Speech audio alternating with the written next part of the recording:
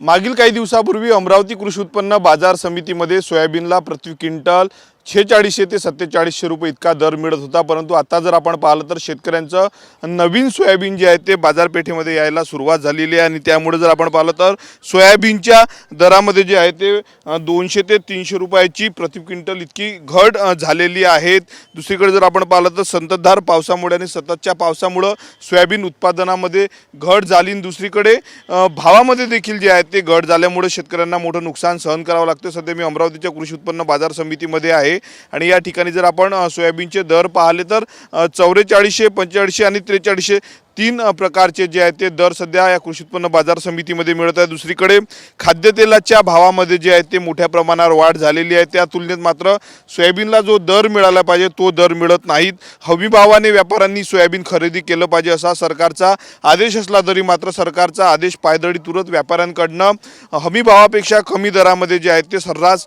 सोयाबीनची खरेदी अमरावतीच्या कृषी उत्पन्न बाजार समितीच नव्हे तर संपूर्ण राज्यातल्या कृषी उत्पन्न बाजार समितीमध्ये आपल्याला पाहायला मिळत आहेत।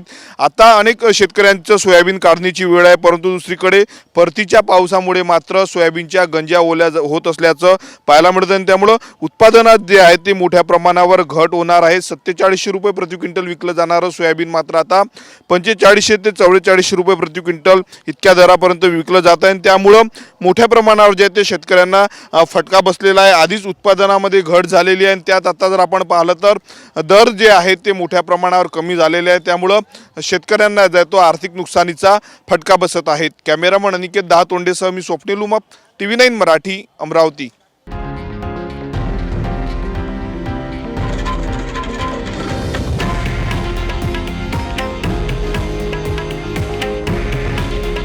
हे आहे देशातील नंबर 1 न्यूज नेटवर्क आणि आपण पाहत आहात TV9 मराठी।